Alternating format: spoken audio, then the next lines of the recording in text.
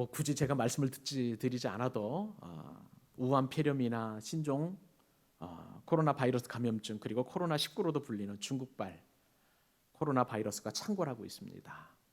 지난 12월이죠. 중국 우한에서 발생한 이 바이러스성 호흡기 질환으로 말미암아서 어제 기준으로 2월 23일이죠. 2월 23일 기준으로 전 세계에서 보니까 7만 7,890명이 감염이 됐고요. 그리고 사망자는 무려 2,361명에 달했습니다. 우리나라에서는 방한 중인 중국인이 지난 1월 20일에 최초의 감염자로 확인이 되었습니다. 그 이후로 보니까 2월 23일까지 어제까지 보니까 감염자가 433명. 뭐 최근 일주일 동안 뭐 기하급수적으로 늘어나는 그러한 수치를 보이고 있고요. 또 사망자도 발생하게 되어서 참 우리의 마음을 안타깝게 하고 있습니다. 이 코로나 바이러스가 전 세계로 확산이 되면서 이제 세계보건기구라고 하는 WHO죠. 여기에서는 국제 공중 보건 비상 사태라고 해서 폐익이라는 초유의 이 사태를 선언을 하게 되었습니다. 그리고 WHO는 공식 명칭을 코비드19로 명명하게 되었고요. 우리나라 한국질병관리본부에서는 코로나 바이러스 감염증 19로 이렇게 표기하게 되었습니다. 저는 그래서 설교 때에 우리나라의 그 표기된 그 표준 코로나 바이러스 감염증 19로 그렇게 말씀을 드리도록 하겠습니다. 이 코로나 바이러스 감염증 19는 아직까지 백신이 개발이 되지 않아서 우리에게 참 두려움과 또 염려를 주는 그러한 상황이라고 할 수가 있습니다. 그런데 여러분, 이러한 와중에서도 우리나라 과학자가 백신 개발에 성공을 해서 지금은 동물 실험에 착수했다고 그렇게 외신을 보게 되었습니다. 미국 바이오 기업 가운데에 이노비오라는 그 회사가 있는데 이 회사 대표가 바로 조셉 김, 우리나라 이름으로는 김종이라는 분인데 이 과학자이자 이 회사의 대표가 이제 바이러스 개발을 이제 백신을 개발하게 된 거예요. 이분은 과거에도 메르스죠.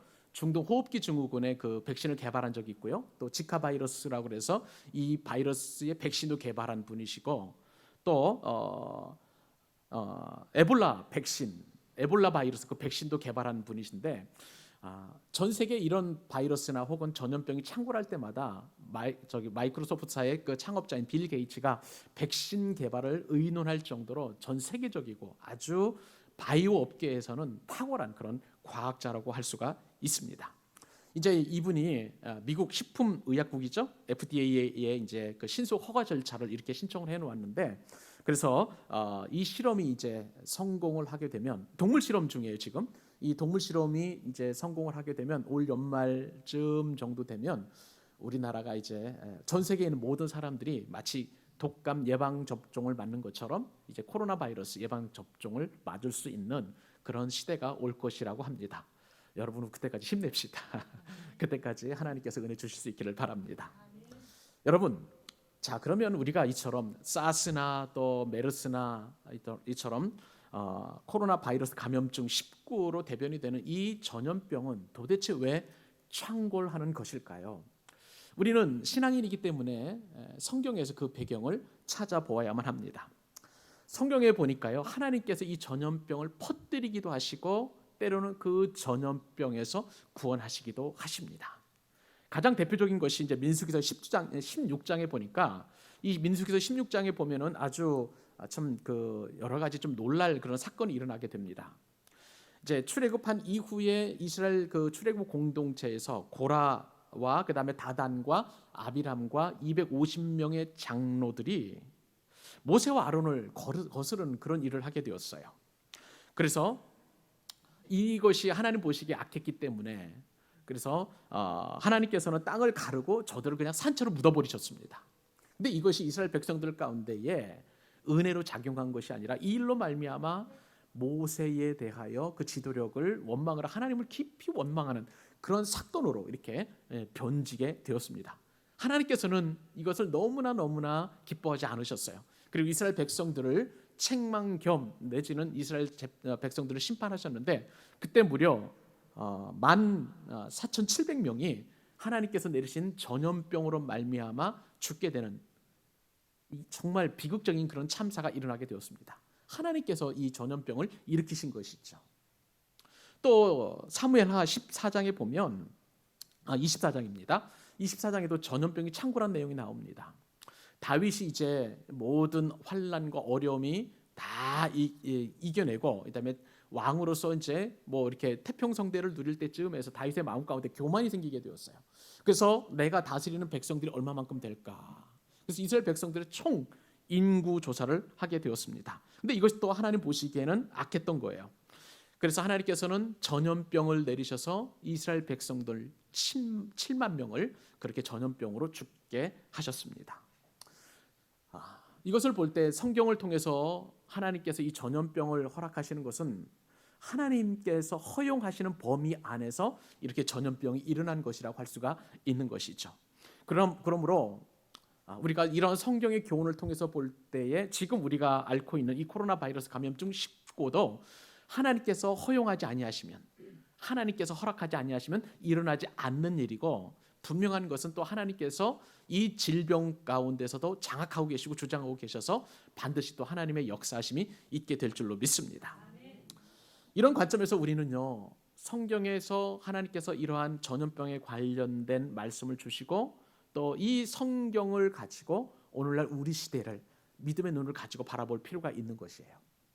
아까 우리 집사님 기도하신 것처럼 이 코로나 바이러스 감염증 19는 이 발원지가 어디냐면 중국, 그리고 중국에서도 우한이라는 그런 도시입니다. 이 우한이라는 도시는 후베이성 송도인데요. 뭐 예를 들어서 뭐 우리나라 도면, 충청남도면은 홍성이 이제 그런 어떤 도청 소지지가 있는 곳이잖아요. 우한이라는 것은 이 후베이성의 성도로서 인구가 무려 1,100만 명이나 되는 엄청나게 큰 도시입니다. 그런데 이곳은 화중지방, 중국의 그 중앙이라고 할 수가 있는데요. 그렇기 때문에 지리적으로도 중앙이고 정치, 경제, 사회, 문화 중에서도 이런 부분에서도 굉장히 중앙에 있는 그런 도시가 바로 이 우한이라고 할 수가 있습니다.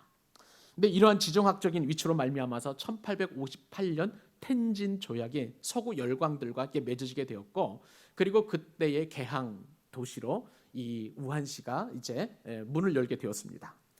그런데 이처럼 서구 열강에 의해서 그렇게 문을 강제적으로 연 도시답게 이곳에서는 수많은 그러한 혁명들이 일어나게 되었는데, 특별히 청나라 말기인 1911년에 순원, 그러니까 대만의 창시자예요. 이 순원이 이 우한에서 이제 근대 국가, 중국을 근대 국가로 만들면서 공화국 형태로 만들기를 위해서 혁명을 일으켰습니다. 그 혁명이 바로 신해 혁명이라고 할 수가 있겠는데요. 이 신해 혁명을 일으키면서 이 우한을 순원은 나름대로 꿈을 꾸었어요. 전 세계 모든 사람들이 와서 이곳에서 좀 유흥을 즐기고 또 여가를 즐기고 살만한 도시로 만들자. 그러니까 미국의 뉴욕과도 같은 그 도시를 이 중국에 만드는데 이 도시가 바로 우한이었으면 좋겠다 해서 이곳을 그렇게 개발하려고 하였습니다. 근데 여러분, 이처럼 휴양찬란한 도시, 그 다음에 또 꿈을 꾸었던 도시, 그리고 근대 국가로서 성장하기를 바랬던 이 우한이라는 도시가 지금은 생지옥이 되어버리고 말았습니다. 왜 그럴까요? 하나님을 사랑하지 않았기 때문에 그렇습니다. 여러분, 우한에서 바이러스 사태가 발생하기 직전까지 중국 상황을 바라보면 이 중국 최고 지도자가 중국 전역에서 기독교를 탄압하는 그런 일을 했던 것을 우리가 너무나 잘 알고 있습니다. 모든 교회에서 십자가를 다 철거를 했고요. 그리고 중국 정부에서 인정하는 교회, 이제 그게 이제 보통 삼자 교회라고 합니다만은 이게 우리처럼 이렇게 뭐라 그럴까요? 복음을 전하고 순수하게 예수 그리스도의 피 묻은 복음을 전하는 것이 아니라 중국 정부의 친정부적인 그런 정책과 정치적인 식견을 이렇게 담아서 하는 그런 교회, 이런 삼자 교회를 제외한 모든 가정 교회와 지약 교회의 십자가와 그리고 또 그다음에 기독교를 탄압을 해서 이 시진핑 정부가 들어서면서부터 많은 교회가 이제 문을 닫게 되었고, 그리고 선교사님들도 추방을 당하게 되었습니다. 그 가운데 우리가 잘 아는 것처럼 이 중국에서 23년 동안 사역했던 박영수 선교사님 가족도 추방을 당할 수밖에 없었잖아요. 이렇게 핍박하는 그러한 상황 속에서 참 하나님께서는 무언가 좀 사인이 좀 필요하셨던 것 같아요. 다윗이 죄 때문에 전염병이 돌아서 무려 7만 명이라는 엄청난 사람들이 전염병으로 죽게 되었던 것처럼 중국 지도자의 기독교 말살 정책으로 말미암아 전염병이 창궐한 것은 하나님께서 숨겨놓은 뜻과 무관하지 않다는 것이죠. 우리는 영적인 눈을 들어서 그러한 관점을 바라볼 필요가 있습니다. 근데 여러분, 참 이것도 우리가 일반적으로 적용하기가 참 쉽지가 않은 것이, 조심스러운 것이, 여러분 그 예수님께서 공생애를 사역하실 때에 바리새인들 있잖아요. 예수님의 그 공생애 사역을 지속적으로 방해하고 회방하고, 그리고 그 예수님께서 사역하지 못하도록 그렇게 막았던 것을 보면 전염병을 내려서 이 바리새인들을 쓸어버리고도 남음이 있어야 되는데 주님은 그렇게 하지 않으셨단 말이에요. 그러니까 이 전염병이 창궐하는 것도 그렇고, 또 전염병이 발생하지 않는 것도 하나님의 주권 아래 있다는 것을 우리가 인정하지, 반드시 이러한 죄 때문에 그렇다는 것, 이것을 또 일반화시키기는 참 쉽지 않은 그러한 상황인 것을 보게 됩니다. 그러나 분명한 것은, 우리가 믿음의 눈을 들어서 인정해야 될 것은, 하나님의 허락이 없이는 이 전염병이 발발하지도 않고, 또한 하나님께서는 이 전염병 속에서도 우리를 지켜주시고 보호해 주시는 줄로 믿습니다. 그러니까 우리는 이러한 균형 잡힌 그런 영적인 시각을 가져야 될 필요가 있다는 것이죠. 그래서 우리는 하나님께서 우리 개인과 가정과 우리 생업의 현장을 불꽃 같은 눈동자로 보호해 주실 것을 간절히 소망하면서, 이렇게 전염병 속에서 우리가 또한 해야 될 일이 있어요. 그것은 우리가 조심해야 하고 주의해야 할 줄로 믿습니다. 우리는 지금 코로나 바이러스 감염증 19에 걸리지 않도록 철저하게 예방을 할 필요가 있는데요. 그렇기 때문에 이 예방 차원에서 여러 가지 몇 가지 저와 여러분이 좀 해야 할 일들이 있습니다. 그것은요, 우리가 교회 들어올 때나 나갈 때, 그리고 외출할 때나 상관없이 항상 마스크를 착용할 수 있기를 바랍니다. 왜 그러냐면은 이유가 있어요. 마스크를 우리가 착용해야 하는 이유는 뭐냐면은, 이 코로나 바이러스 균이 어떻게 튀기냐면요, 입이나 혹은 코의 점막을 통해서 나타나는 액체들, 그것을 보통 이렇게 이야기를, 튀는 것을 우리 몸의 분비물을 이제 비말이라고 보통 얘기하는데요. 그 비말을 통해서 그렇게 이제 옮겨진다는 거예요.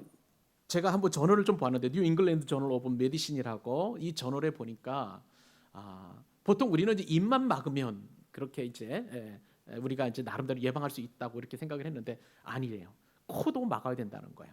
이 저널에 보면 코를 막아야 더 확실하게 그렇게 이제 예방할 수 있다고 이야기합니다. 이 코 점막에 들어간 이 균이 더 착 달라붙는다는 거예요. 그렇기 때문에 우리가 마스크를 쓸 때는 항상 코도 그리고 입도 써야 된다라고 합니다. 그래서 앞으로 여러분 마스크 착용하실 때에 그렇게 폭넓게 얼굴 앞면을 다 가릴 수 있는 그런 마스크를 착용해 주실 수 있기를 바랍니다. 그리고 또 마스크가 없을 때 우리가 어쩔 수 없이 기침할 때가 있잖아요. 참 이게 곤란한 상황인데 손으로 이렇게 막고 하지 마시고요. 이제 기침할 수 있는 예의 기침이 있습니다. 그것은 팔로 여기로 이렇게 코를 막고 입을 막고 이렇게 기침을 하시면 나름대로 어느 정도 예방할 수 있다고 하니까, 다른 사람들에게 피해를 주지 않을 수 있다고 하니까 그런 어떤 에티켓을 가졌으면 참 좋겠습니다. 더불어서 말씀을 드린 대로 교회에 나오고 들어올 때는 항상 그렇게 이제 우리가 손 소독제를 이렇게 바르시고 그래서 소독하셨으면 좋겠고요. 저도 수시로 우리 교회의 출입문에 이 에탄올 가지고 소독을 하고 있습니다. 그러니까 이것이 한 사람만 우리가 예방한다고 잘 또 준비한다고 되는 것이 아니라 우리 누구나 다 그렇게 예방할 수 있는 그런 노력들이 필요한 것이죠. 또 면역력이 약하신 분들, 노약자라든지 어린이들 같은 경우에는 가급적이면 외출을 삼가해 주시는 것이 참 좋고, 오늘 예배도 많이 이제 오시지 않았는데 아마 이러한 염려 때문에 그런 것으로 알고 더 위에서 기도해 드리도록 하겠습니다. 더불어서 우리 교회의 예배 외에 그동안 우리가 지난주에 이제 제가 이제 좀 잠잠해져서 우리 제자 훈련, 그리고 그다음에 이제 다락방 개강하겠습니다, 재개강하겠습니다라고 말씀을 드렸는데, 이제 총회 권고 사항도 있고 또 우리 교회 형편도 있고 해서 오늘도 우리는 예배 이외에 다른 소그룹 모임들은 다 폐하도록 하겠습니다. 방학하도록 하겠습니다. 이후에 추후에 모든 이제 내용들은 공지 사항을 통해서 여러분 개인에게 전달될 수 있도록 하겠습니다. 그리고 더불어서 한 가지 더 부탁을 드리는 것은, 교회 비치용으로 되어 있는 성경책이나 찬송가도요, 대부분 여러분 쓰지 마시고요, 대부분 영상을 좀 활용해 주셨으면 좋겠습니다. 물론 이제 소독을 하겠습니다만은 그래도 혹시나 뭐 공기 중에 이런 균이 나도 모르게 또 저런 성경책에 달라붙어 있으면 안 되니까 그것을 위해서 영상 위주로 그렇게 여러분 의존해 주시면 참 감사하겠습니다. 여러분, 우리는 이렇게 코로나 바이러스 감염증 19를 예방하기 위해서 이렇게 손을 씻는 것을 생활화해야 되는데요. 오늘 본문에 보니까 이 손 씻기를 건강이나 예방 차원에서 하는 것이 아니라 종교 생활로 하는 사람들이 있습니다. 그 사람들이 누구일까요? 바리새인과 서기관들입니다. 이 바리새인들과 서기관들이 전통적으로 행해왔던 이 손 씻기는 여러분 오늘 본문을 좀 깊이 묵상해 보면 아시겠지만 기독교 본질과 연관되어 있어요. 이들이 정말 손 씻기 하는 것이 도대체 기독교의 본질과 무슨 상관이 있을까 하는 정도로 깊은 회의감이 들게 하는 그러한 손 씻기입니다. 많은 사람들이 교회에 와서 기독교의 본질을 오해하고 실망을 해서 떠납니다. 목마른 사람이 마실 물을 구하는데 근데 대부분의 교회는 보니까 그 마실 물을 주는 것이 아니라 그릇에 신경만 쓰는 거예요. 그러다 보니까 사람들이 이 본질인 복음이나 예수 그리스도의 이 귀한 생명에 관심이 없고 다른 곳에 그 관심을 두는 이 교회 때문에 실망하고 떠나는 사람들이 많이 있는 것이죠. 그렇습니다. 교회가요 본질보다 비본질에 집중하고 그곳에 신경을 쓸 때에 기독교의 본질인 이 복음의 능력은 사라지고 마는 것입니다. 물론 비본질이라는 것은 형식이라고 할 수가 있겠습니다. 형식도 어느 정도 중요합니다만 그러나 형식보다 내용이 훨씬 중요하다는 것을 우리는 말씀을 통해서 깨달아야 합니다. 더불어서 이 비본질이라고 할 수 있는 형식과 전통보다도 교회의 본질인 예수 그리스도의 피 묻은 복음이 얼마나 중요한지 오늘 말씀을 통해서 여러분들은 깨닫게 될 것입니다.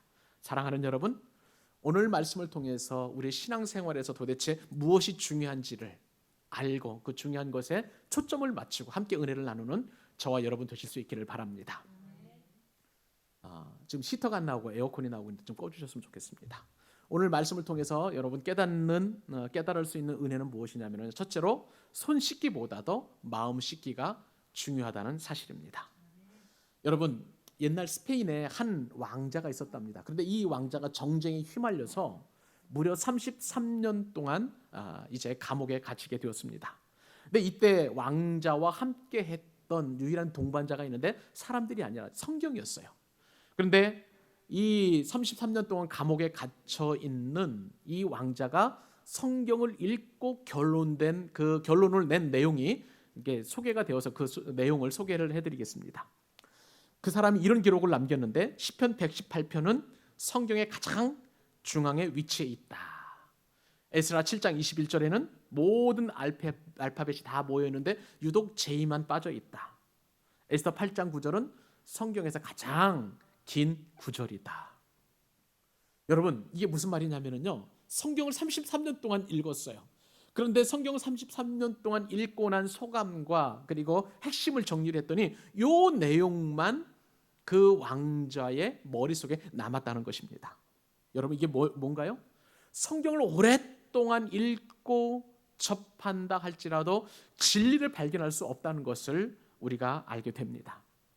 여러분 일생을 성경을 읽고 연구한다고 해도 진리를 발견하지 못하는 사람들이 있습니다. 오늘 본문에 등장하는데 그 사람들이 누구일까요? 1절과 2절 같이 한번 읽어보십시다. 자 시작. 시편 1절과 2절 시작. 그때에 바리새인과 서기관들이 예루살렘으로부터 예수께 나와 이르되 당신의 제자들이 어찌하여 장로들의 전통을 범하나이까? 떡 먹을 때에 손을 씻지 아니하나이다. 여러분 예수님 당시에 성경 전문가라고 하면 누구입니까? 바리새인들과 서기관들이에요. 그런데 이렇게 성경 전문가인데도 불구하고 진리 대신 오늘 예수님의 말씀에 따르면 너희가 붙잡은 것은 뭐냐면 하나님의 말씀의 진리를 깨달은 것이 아니라 장로들의 전통만 붙잡았다라고 그렇게 이야기하고 있는 거예요. 최근에 영국의 기독교 잡지인 크리스천 투데이에 한 글이 실렸는데 이 아티클의 제목이 이겁니다. 당신의 믿음을 바꿀 수 있는 한 가지라는 그런 글이 실려 있는데 그것은 뭘까요? 당신의 믿음을 바뀔 수 있는 한 가지, 그것은 바로 전통이라는 거예요. 전통을 버리면 믿음을 바꿀 수 있다는 거예요. 이 글에는 이런 내용이 있습니다. 겉으로 보기에는 참 좋아 보이지만 신앙에 나쁜 영향을 미치는 게 있는데 그것이 바로 다름 아닌 전통이라는 것입니다. 전통은 심지어 주님과의 관계를 바꿀 수 있고 파괴할 수 있는 치명적인 올무가 될 수 있기 때문에 반드시 전통은 폐기되어야 한다. 그렇게 이 아티클 가운데 기록되어 있습니다. 여러분, 신앙생활 할 때 전통이라는 것은 나름대로 이렇게 정의할 수 있을 거예요. 신성한 권위를 가지고 있다고 믿는 교리, 이쯤으로 우리가 전통을 생각해 볼 수 있습니다. 신앙에서 전통은 이러한 신성한 권위를 가지고 있는 교리라고 이렇게 생각해 볼 수 있는데, 그런데 이 아티클에서는 이러한 종교적인 전통을 버리면 기독교인들이 온전한 믿음을 회복할 수 있다는 거예요. 오늘 본문에 보니까 바리새인들과 서기관들은 그들이 가지고 있었던 교리적인 전통이 하나 있었습니다. 그것은 뭐냐면요, 정결법인데, 정결법은 항상 음식을 먹기 전에 손을 씻어야 되는 거예요. 그런데 오늘 본문에 보니까 예수님의 제자들이 손을 씻지도 않고 밥을 먹는 거예요. 그래서 이 서기관들과 바리새인들은 왜 손도 안 씻고 밥을 먹느냐, 그렇게 지금 공공연하게 트집을 잡고 있는 것을 보게 됩니다. 여러분, 식사 전에 손을 씻는 이유는요, 원래 하나님께서 이 중동 지역의 문화적인 그런 습성을 감안해서 주신 그러한 말씀이었습니다. 무슨 얘기냐면, 중동은 이제 건조하니까 먼지가 많이 날아다니는 그런 지역 아니겠습니까? 그러니까 늘 손과 몸이 먼지로 더덕더덕 붙어 있기 때문에 청결해야만 하는 거예요. 그래서 음식을 좀 더 정결하게 먹을 수 있도록 항상 손을 씻고 밥을 먹도록 하는 하나님께 주시는 그런 어떤 말씀인데, 저들은요 지금 예수님과 그리고 제자들에게 이렇게 왜 손을 씻지 않느냐라고 이렇게 책망하고 힐문하는 것은 위생을 위해서 그런 것이 아니라 그들의 전통에서 대대로 우리는 이렇게 손을 씻는 그런 전통적인 교리를 가지고 있었는데 왜 당신들은 그러한 교리에 맞지 않게 손을 씻지 않고 밥을 먹습니까? 그렇게 지금 책망하고 트집을 잡는 것입니다. 원래 하나님께서 이 말씀을 주실 때에도요, 보면은 십계명을 원래 하나님께서 주셨잖아요. 시내 산에서 십계명을 하나님께서 주시면서 이스라엘 백성들에게, 그때 당시에는 아무런 어떤 윤리적인 그런 기준도 없었고 또 하나님의 말씀에 어떤 적합한 그런 어떤 계명이 없었기 때문에 십계명을 통해서 이스라엘 백성들이 지킬 수 있는 그런 말씀을 주신 거예요. 그런데 이러한 이스라엘 백성들이 유전을 전통을 더 중요하게 여기면서 이제는 십계명보다도 그 십계명을 지켜낼 수 있는 율법을 해석해낸 그것이 더 중요하게 된 거예요. 마치 주객이 전도된 것이라고 할 수가 있습니다. 이것은요, 인간의 전통으로 내려와져서 지금 예수님 시대까지 유대인들과 바리새인들과 서기관들의 생각을 확 사로잡을 정도로 아주 중요한 전통이자 교리적인 그런 어떤 유전이 되었던 것입니다. 여러분, 이러한 인간의 전통은요, 아무리 종교적으로 아름답고 예쁘다고 할지라도 하나님을 기쁘시게 할지도 못할 뿐만 아니라 말씀을 무시하게 만드는 무서운 것이 되어버리고 말았습니다. 예수님 당시 종교 지도자들은 이러한 전통을 가지고 있어서 경건하고 의롭게 사람들에게 보이는지는 모르겠지만 실제로는 하나님께서 그 말씀을 주신 뜻과는 완전히 다르다고 주님께서 누누이 말씀을 하셨던 거예요. 오히려 사람들을요, 하나님으로부터 더 멀어지게 만드는 그런 요소로 작용하게 되었던 것입니다. 여러분, 이러한 유대인의 전통은요, 요즘이라고 해서 없을까요? 그렇지 않아요. 요즘도 유대인들은 이러한 전통을 붙잡고 있는 것을 보게 됩니다. 혹시 여러분 이스라엘의 성지일 여행 가보신 적이 있나요? 그렇지 않으면 미국에 혹시 가보신 적이 있으면 이스라엘의 그 유대인들이나 아니면 미국에 있는 유대인들 가운데에 특별히 크로고라는 슈퍼마켓에서 이제 가면 유대인들이 먹을 수 있는 식품을 파는 그러한 이제 코너가 따로 있습니다. 그 코너 이름이 바로 코셔르라고 하는 그런 것인데요. 코셔르라는 것은 한마디로 말하면 모세 오경의 음식법에 맞게 만들어진 그런 음식이라고 할 수가 있는 것입니다. 이 사진을 보면 이 코셔로 마크가 이제 나와 있는데 유대인들은 항상 상품에 보면 이 코셔로 프루라고 되어 있죠.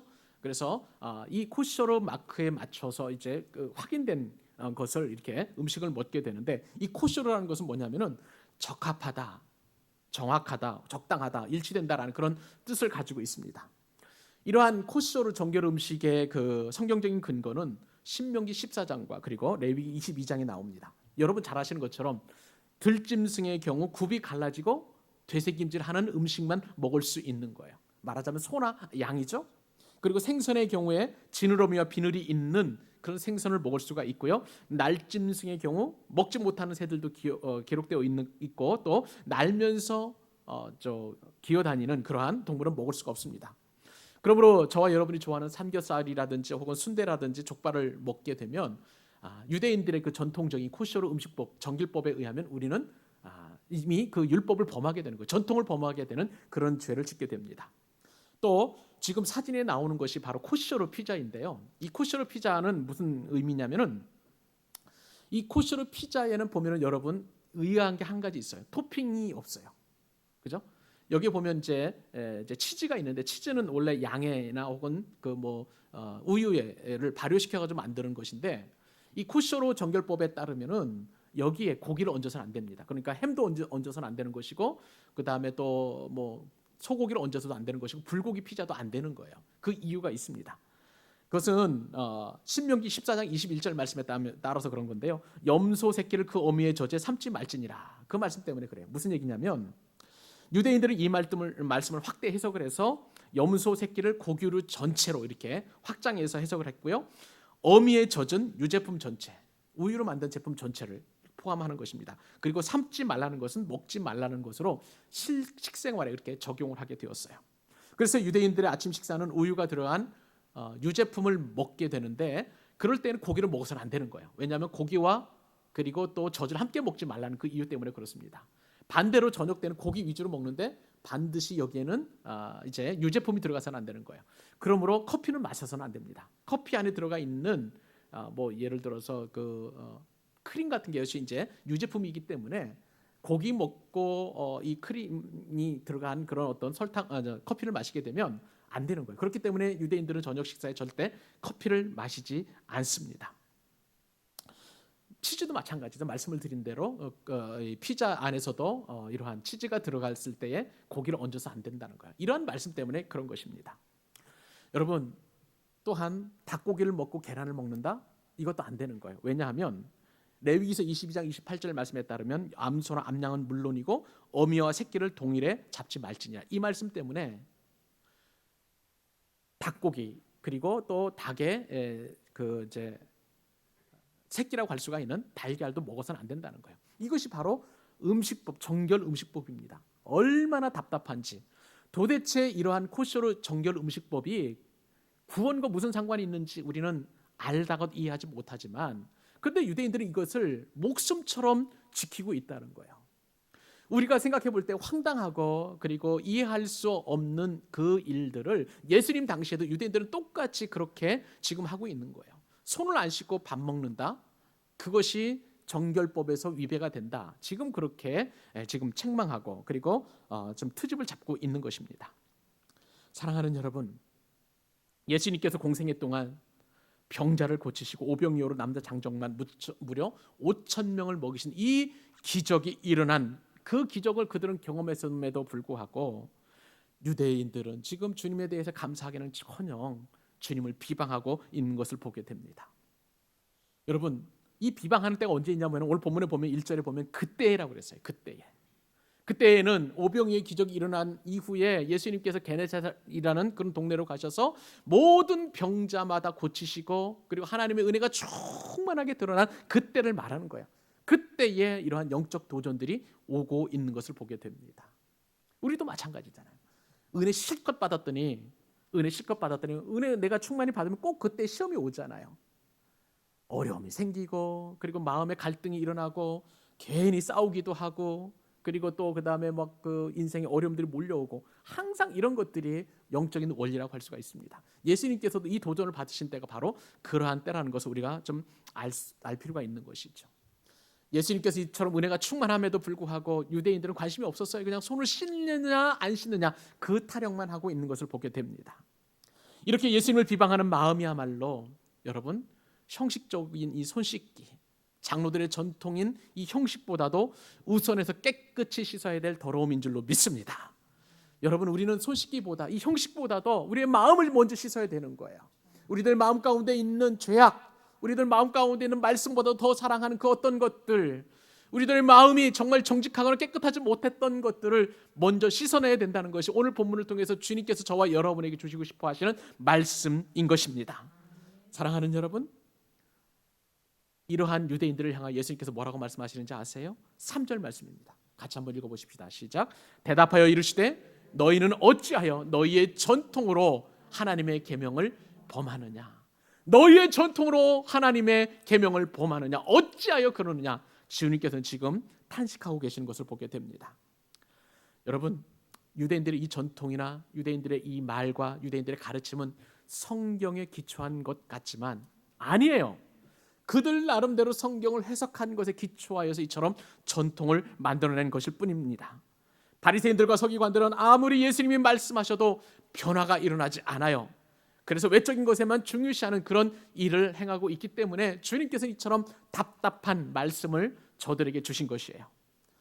사랑하는 여러분, 여러분 한번 결단하실 수 있기를 바랍니다. 여러분은 전통을 지키면서 신앙생활하기 원하십니까? 아니면 말씀으로 여러분의 마음을 씻기 원하십니까? 여러분은 본질에 충실하여 그렇게 하나님께 영광을 올려드리기를 원합니까? 아니면 비본질에 충실하기를 원하십니까? 여러분 결단하실 수 있기를 바랍니다. 저는 여러분들을 축복하고 또 여러분 한 분 한 분들이 본질인 하나님의 말씀으로 여러분의 마음을 깨끗하게 하고 날마다 새로워지는 은혜를 경험할 수 있기를 주님의 이름으로 축복합니다. 오늘 말씀을 통해서 주님이 우리에게 주신 한 가지 교훈 더 살펴보도록 하십시다. 그것은 우리에게 중요한 것은 전통보다도 말씀이 중요하다는 사실입니다. 여러분, 전통보다 무엇이 중요하다고요? 형식보다 무엇이 중요합니까? 그렇습니다. 하나님의 말씀입니다. 여러분, 장로들이 무엇라고 가르쳤든지 간에 가장 최종적인 권위는 하나님의 말씀인 줄로 믿습니다. 그런데 어느 시대나 전통을 고집하면서 생각 없이 행동하는 사람들이 있어요. 그래서 예수님께서는 전통으로 하나님의 계명을 범한 아주 구체적인 사례를 제시하셔서 전통을 강조하고 그리고 트집 잡는 유대인들과 바리새인들에게 경고하십니다. 그 말씀이 바로 4절, 5절, 6절 말씀인데 제가 읽어드리도록 하죠. 하나님께서 이르셨을 때 내 부모를 공경하라 하시고 또 아버지나 어머니를 비방하는 자는 반드시 죽임을 당하리라 하셨거늘 너희는 이르되 누구든지 아버지에게나 어머니에게 말하기를 내가 드려 유익하게 할 것이 하나님께 드림이 되었다고 하기만 하면 그 부모를 공경할 것이 없다 하여 너희의 전통으로 하나님의 말씀을 폐하는도다. 여러분, 부모 공경에 대한 예수님과 바리새인들의 견해는요 너무나 확연하게 달랐습니다. 예수님께서는 지금 유대인들이 잡고 있는 이 전통 가운데 하나 이제 고르반이라는 것 설명을 드릴 텐데 이것을 지금 말씀하시고 계는 거예요. 무조건 부모 말을 잘 들어야 된다는 것도 아니고 부모 공경이라는 게 무조건 부모 말을 잘 듣는 것도 아니고 또 무조건 안 들어야 되는 것도 아닙니다. 원래 이제 부모 공경을 말씀하실 때 하나님께서는 이제 부모 공경은 부모를 공경하는 5계명이 있잖아요. 5번째 계명인데 그 전에 하나님께서 가장 먼저 주셨던 계명은 하나님을 사랑하라는 거예요. 그죠? 하나님을 사랑하라는 거예요. 그러니까 부모 공경도 하나님을 사랑하는 그 위치에서 하라는 거야. 그런데 이 말씀을 강조하기 위해서 이제 하나님께서는 부모 공경만이 전부가 아니고 그렇게 말씀하셨는데 이것을 유대인들이 이 말씀을 해석해 가면서 자기들 나름대로 인간의 이성으로 이 말씀을 해석을 했는데 어떻게 해석을 했냐면 하나님을 먼저 사랑한다고 하라고 했기 때문에 이제 고르반이라는 것을 만들어낸 거예요. 무슨 얘기냐면요, 부모님께 이제 생활비도 드려야 되고 섬겨야 되고 먹을 것도 드려야 되고 또 그 다음에 이제 여러 가지 필요한 것들을 공급을 해드려야 되잖아요. 그런데 그러한 부모님께 드려야 될 그것을 가지고 고르반하면 이 고르반이라는 뜻이 하나님께 드림이 되었다는 뜻이에요. 이것은 예를 들어서 내가 100원이 있습니다. 이것을 가지고 내가 고르반하기를 하면 하나님께 드림이 되었다고 하면 이것은 부모님께 들어가지 않아도 되는 거예요. 그렇게 가르쳤던 거예요. 그러니까 유대인들, 이 바리새인들과 서기관들은 부모님을 사랑하고 그다음에 하나님을 사랑하는 계명을 주셨을 때는 이런 개념이 아니었잖아요. 너무나 부모님을 지나치게 공경해서 하나님을 이제 공경하는 것이 이제 그것이 침해를 받을까봐 그것을 방지하는 차원에서 나름대로 근거해서 해주신 말씀을 인간의 이성으로 해석해서 또 가르친 것이 고르반이라는 제도를 만들어낼 정도로 그랬다는 거예요. 하나님께서는 부모를 공경할 때 절대 그렇게 공경하라고 말씀하신 적이 없다는 거예요. 이것이 바로 주님께서 지금 장로들의 전통을 예를 들어서 말씀하시는 거예요. 그러나 여러분, 아무리 그것이 전통이고 아름답게 성경에 기반한 것처럼 그렇게 모양으로 포장했다 할지라도 하나님은 속지 않으시는 줄로 믿습니다. 부모 공경이라는 이름 아래 하나님보다도 부모를 더 섬기는지 전통을 핑계로 그리고 부모 공경을 회피하는지를 아시기 때문에 주님께서 이 말씀을 주시는 거예요. 그렇기 때문에 주님께서는 이러한 저들의 간악함을 간파하시고 예전에 이사야 선지자가 말씀하셨던 그 하나님의 말씀을 통해서 저들을 꾸짖고 계십니다. 오늘 본문 7절, 8절, 9절 같이 한번 읽기를 원합니다. 시작. 외식하는 자들아, 이사야가 너에게 관하여 잘 예언하였도다. 일러스되 이 백성이 입술로는 나를 공경하되 마음은 내게서 멀도다. 사람의 계명으로 교훈을 삼아 가르치니 나를 헛되이 경배하는도다 하였느니라 하시고, 여러분, 예수님께서 바리새인들을 향하여 책망할 때 뭐라고 말씀하셨는지 아세요? 외식하는 자들아.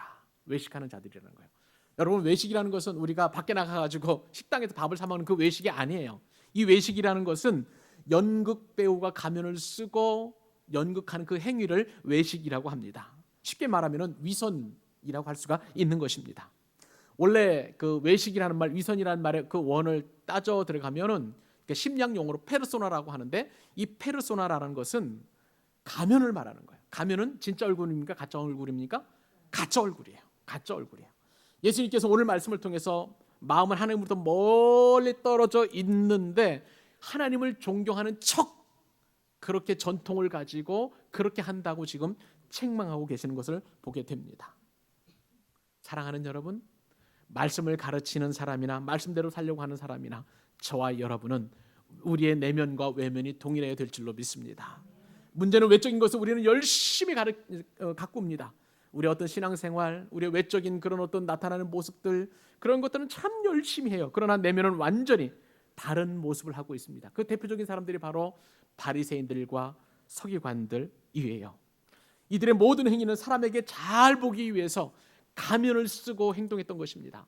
거룩하게 보이기 위해서 시장 한복판에서 그렇게 머리를 헝클어뜨리고 그렇게 기도해요. 나는 금식한다는 거예요. 얼굴을 깨지지 않고 금식한다는 거예요. 그런 모습들. 그리고 너희들은 기도하지 않지만 나는 이렇게 기도한다. 그렇게 자랑하고 사람들로부터 인정을 받으려고 했다는 거예요. 이들이 좋아하는 것이 있었어요. 그것은 뭐냐면요, 랍비라고 칭함을 받는 것을 참 좋아했습니다. 랍비라는 것은 선생님이라는 뜻인데 우리 시대의 선생님이 아니에요. 그때 당시에는 최고의 존경과 최고의 사랑과 최고의 부러움을 담아서 랍비라고 그렇게 했는데, 그 랍비라는 말을 듣고 싶어가지고 외적으로 더 경건한 척, 의로운 척, 그리고 하나님을 사랑하는 척 그렇게 행동했던 거예요.